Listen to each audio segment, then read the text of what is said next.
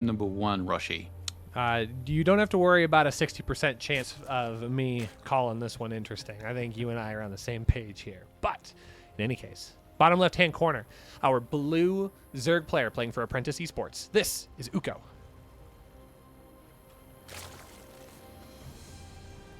His opponent in the northeast in the reds, in Protoss, it is Neeb. Yeah, Neeb playing for Onside Gaming now. It's so new that the production people at ESL haven't had a chance to update the logo, but super exciting to see Neeb back on a team. I was telling you earlier, off camera, I think, that I was nervous when Neeb was announcing that he was done with Ting. I was kind of thinking, is that it for Alex? Is he done with StarCraft? But no, gets picked up by Onside Gaming. Very, very exciting. That means more than likely we'll see a lot out of the American Protoss here for at least the 2022 season. Yeah, and he plays in that team alongside Rex and Maru.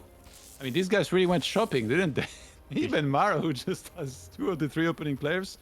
They are managed by Crank, an old school player who's also usually was streaming very often, doing commentary in Korean. Really, really nice guy. Used to be very competitive himself. Very interesting prospect of the team here. I'm already a fan. They're brand new. I'm already a fan. Yeah, I always love it when we get a chance to see new teams introduced into the StarCraft atmosphere, because it just means that the game's alive and well. I mean, we definitely went through a period of time where we were really concerned. Is the dead game confirmed? But fortunately here in 2022, we have a lot to be grateful for. An outstanding circuit with a lot of prize money and a lot of great teams supporting the scene as well. Absolutely, yeah. Great to see in 2022. Neeb, honestly, I feel like he embodies better than anyone Adept Oracle aggression. He was the first guy that I looked at executing that strategy like to near flawlessness. So even though there are a lot of good Protosses, and many of which, can do that very well, in my opinion, is still one of the best out there when it comes down to that, with knowing when to shade, when not to shade in, finding the right damage with the Oracle, keeping the Oracle alive. I think it's going to be no different here. This opener is going for. Well, Oracle is going to be the choice here from the start. I'm starting to think. I think 2022 is going to be the year that Protoss players move away from the Void Ray opening, which I, as a Zerg, would be happy to encounter. I enjoy playing against Oracle openings, but we're starting to see that more and more, especially at the professional level, and as we all know, that likes to filter its way down into the latter rungs of StarCraft 2. So be interesting to see how that works out here, but Neeb's going to get really aggressive. He just manages to wiggle his way in and immediately recalls, unfortunately going to lose one of those units, but picks off a couple of drones, so 2 for 1, it's not a terrible deal. It would be way better if that's Adept had lived, because then you replenish the shields at least. But yeah, 2 drones. Maybe he forced a bunch of links, like more than he usually would have. At that stage, that's alright. And it's going to be for like the Oracle to eventually try and find some damage to follow this up with. But for now, they have to stay at home. Neeb probably anticipating perfectly that there could be a counter attack with a lot of links. He's right in that. Look at him. Go for it. Ukko's just going to dive on in, taking out the pylon here. The lack of the second Adept really kind of showing its colors here. Oh, he's not going to get it?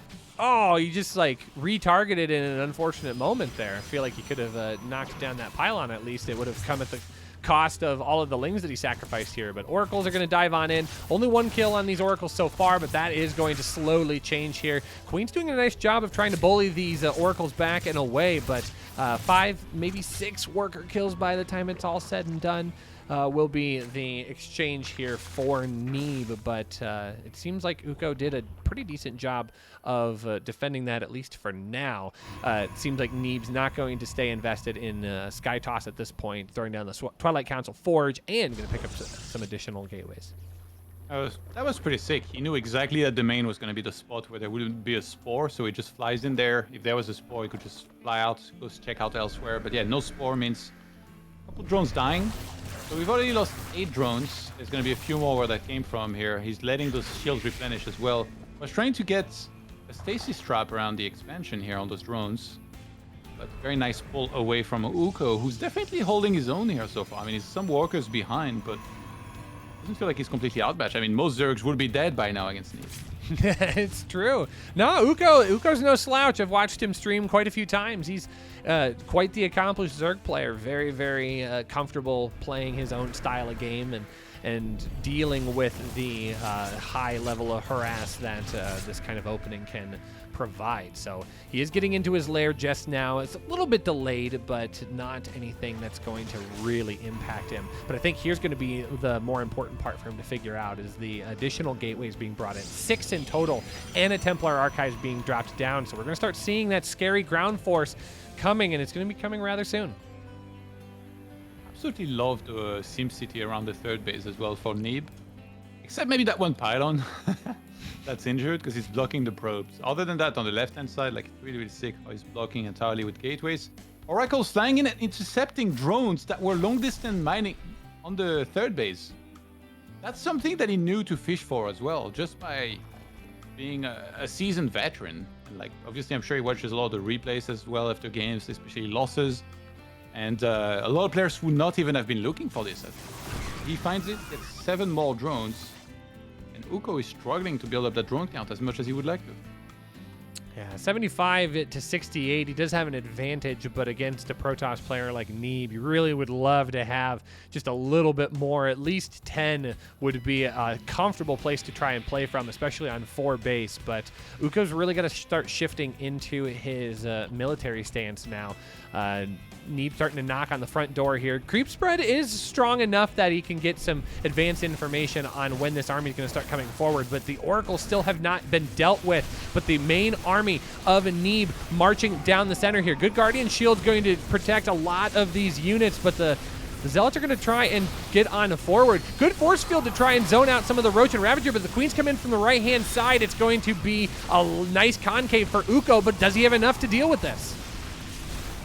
And the Queen's falling rapidly, Roaches as well. Zealots are going to keep on streaming in. The War Prism was kept alive during all of this. Oracles come to reinforce. That was so out of nowhere as well. I really thought he wasn't actually going to attack, but Neeb's like, all right, you've lasted 8 minutes. Congratulations. That's more than most. That's it for you.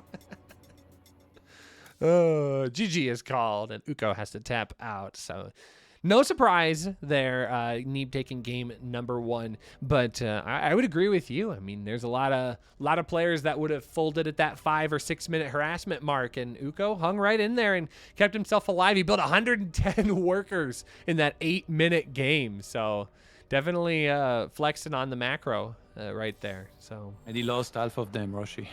well, I wanted to talk about the positives, not the negatives. It's tough, you know, you go up against somebody like Neeb, like, you know, he's in your region, he's one of the absolute best players, like, you're not quite there yet. Hopefully, Ukko can take that first game and use it as, like, you know, experience to build on, like, things that he needs to work on to finally get there someday. But yeah, that looked a little rough for sure, and it's no shame, you know, it would be really bad to actually take that loss, like, you know, personally get emotional about it or something. No, it's Neeb, like, not many people are supposed to beat this guy. It's a humbling experience is what it is to play against Neeb. Which I've experienced myself many times. And I was humbled, let me tell you. He's so mechanically superior. That's the thing about Neeb as well. Like, he's just almost flawless with mechanics. Like, whether it's like camera hotkeys or like, you know, probe transfers, all of that. Anytime that I see him play, I'm just in awe at how well he executes. Like, the whole build, everything he's supposed to get is always on time. He always knows the next step, what is next. Okay, we're gonna take a short, tiny break here. We got a small tech issue that we're gonna solve and get that taken care of. So, folks, it's gonna say 5 minutes on the timer. Don't worry, we'll be back much sooner than that. We'll be right back in just a moment.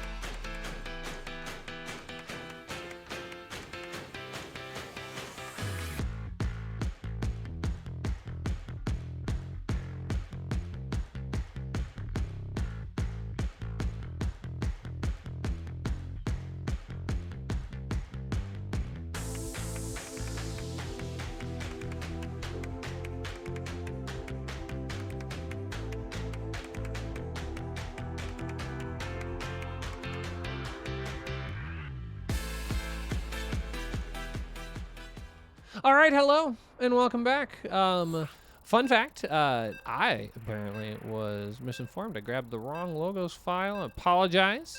So the good news is we should be in a position where we see Neeb's lovely on-site logo right next to his name. I crossing my fingers now. So my apologies. I know Onsite Gaming is in the chat watching right now. Thank you so much for supporting this awesome player in Neeb. Let's go. Got some wonderful people working behind the scenes to make sure that everything runs as smoothly as possible. And thank you so much for being awesome. Let's dive on in here, Todd, to Pride of Alteris. Look at that beautiful logo. Spawning in the bottom right is our red Protoss player playing for Onsite Gaming. This is Neeb. His opponents in the blue playing Zerg. It is Ukko of Apprentice Esports. One of my wonderful friends started Apprentice Esports. Good old Sugar.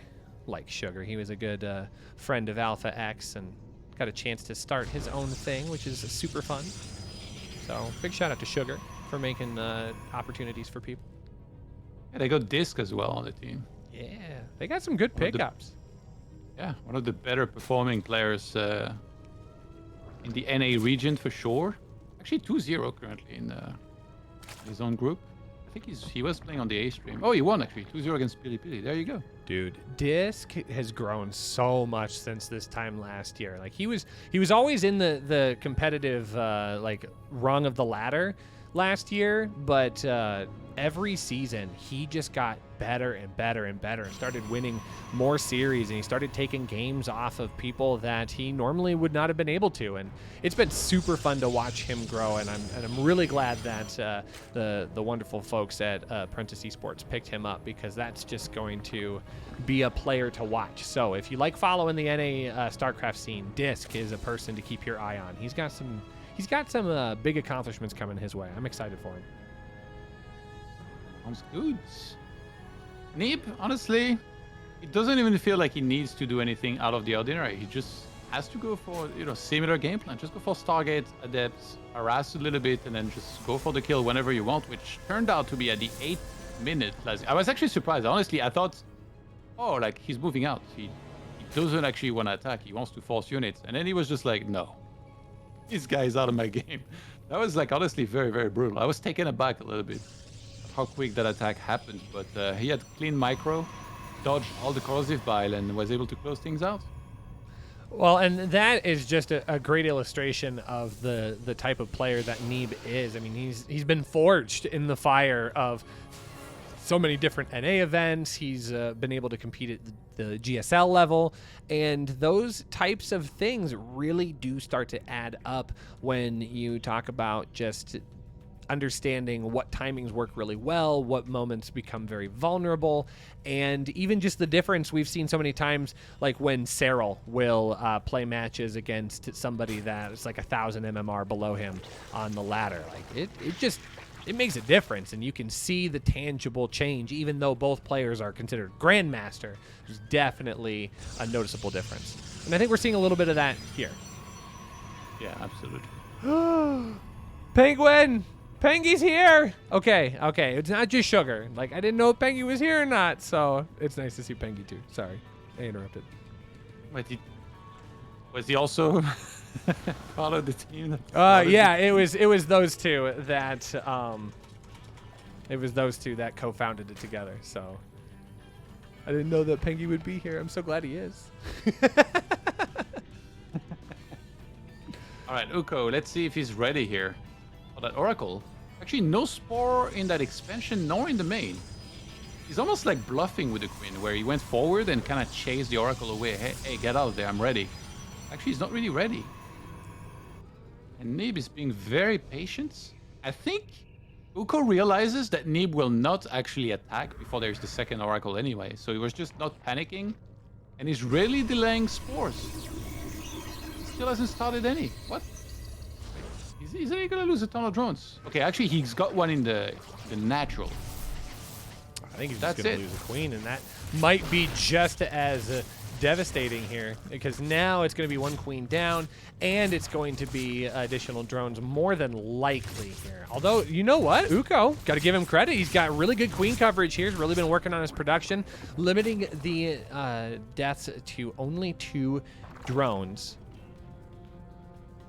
And this Overlord near the expansion of Neeb is not even trying to run for its life. This is ridiculous. Get out of there. Fly to the left. Creep spread though, pretty good this game. If only creep spread could kill your opponent's units though. That would be the dream. It's supposed to help, right? Vision and getting the perfect engagements. Actually somewhat of a short rush distance map. Between like the middle bases, right? So a move out could happen very quickly as it did last game. I would love to see Ukko get aggressive here. And the creep is starting to move out on the center, and like you said, that distance is rather short, especially if both players have taken a gold base. So the reality is that these queens could easily move across the map, but Ukko's got to be careful with that. Yeah, that's not going to be interceptable at this point, but good job microing the drones into that position. And with the lair finishing here, that could be a trigger point for Ukko, but he's got to be careful. Neeb is doing the same thing he did in game number 1, where he's just picking off every stray unit he possibly can and securing himself so much of an advantage where he's just going to be able to do what he did. He just shows up at that 8-minute mark and he's like, whoops, I just have more than you. I wonder if Ukko might do a Queen March, because he's got 8 of them. And he just made a macro hatch in his main. So, especially because he took the rich middle field base. So his income is just going to be out of this world. So he might just hold down the R button and really go for it. Whereas on the other side, Neeb is getting a prism. Might be trying to get aggressive himself, which will play right in Ukko's favor, where if he just spams roaches, gets a hold against an attack of Neeb, and then counters attack. That would be the one way he can win here. Well, I think that's about the best way for him to win, is to capitalize on this mid game, because playing a long form game against Neeb is not going to be to your advantage. And yeah, here's exactly what's going to be coming up. It's going to be a large amount of Roach Ravager here, tons of gas being dumped into Ravagers. That's going to be able to deal with the Stalkers and the there was an Immortal, yeah, just one. It looks like a second one in production, but that's going to be able to deal with that so much better. But I think Ukko is starting to lose his advantage here. It has been scouted, and now the time is to strike a great Bile, grabbing 2 of those Oracles. Amazing start here for Ukko. That is what he needs to start securing this down, as he is going to start biling on that ramp just to zone out this army. That's going to allow him the opportunity to really work out this Nexus. So the unfortunate part here is Neeb has just enough to be able to push this forward, and Ukko is playing patiently, doesn't want to overextend. Oracle picking off some of those valuable Ravagers, though. That is a really crucial moment here, and I think Ukko does have to back off, but wow, what a difference here. It went from 50 supply advantage to now just barely 30. He's seeing the Zealot counts, and Ukko is actually adding a Baneling Nest, so I think he's really considering adding a lot of Banelings and actually going for it. Getting rid of all the Zealots, and there's only going to be the backline to deal with, which he can just easily swarm with his entire army. This is looking very scary here, because Neeb needs to keep up supply-wise, and he needs to make the supply, which is the hardest thing in the world somehow, because Ukko's maxed out now against 162. Ukko needs to go for it now.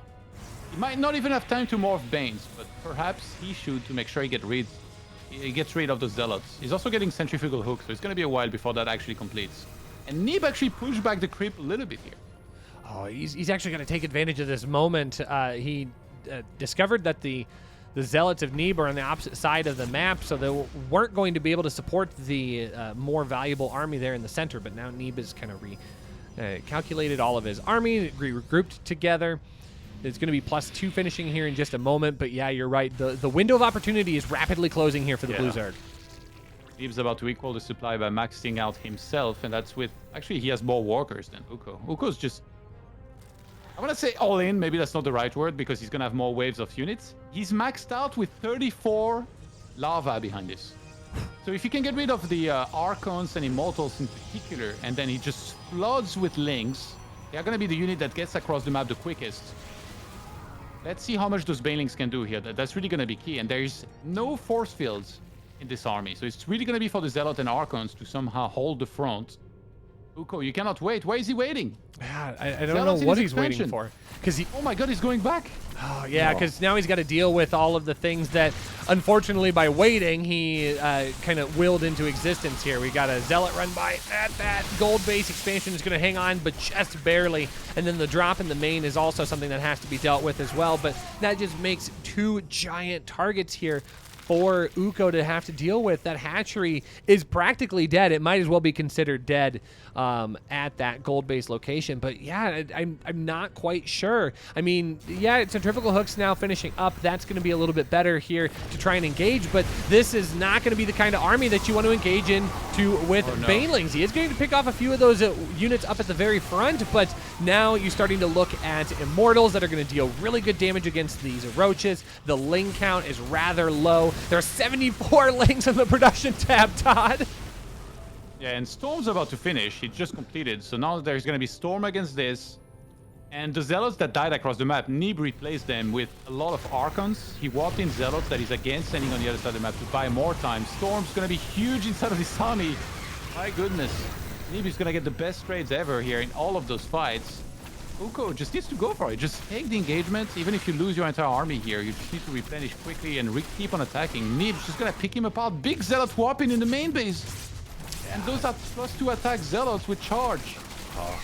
This is just oops, all chaos here for Ukko. He is doing a decent job of trying to hold things back here. It's 198 to 153, so this is sort of stabilizing here. But again, Ukko has to find an opportunity to be able to respond. And this Warp Prism is making that very challenging here. There is one DT starting to work away on the hatchery here on the side. And now the Banelings come pouring on in. They are going to try and find those High Templar, but not quite there. The storms are just a bit too stormy. Ukko didn't pack the raincoats for all of those Zerglings, but he is starting to find a bit of damage here now. The High Templar have been dealt with and now pushing back to this base, but that is just going to be where the Nexus and the Shield Battery Overcharge will assist. But that is a lot of DPS. Isn't going to be enough to push forward, though.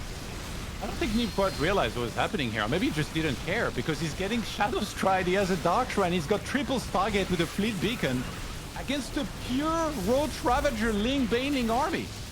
It's just a tier 2 army that he's trying to counter with late game Stargates. And Ukko is overrunning that expansion. Is he doing it? Dark Templar is there. There is no Overseer nearby. Ukko needs to realize that quickly because he's going to lose a lot of units. He snipes the 5th base, or the 4th base, or rather from earlier, of Neeb. Now Ukko's going to be forced back. Dark Templar on the other side finds his way into his natural here, hacking away at the Queen.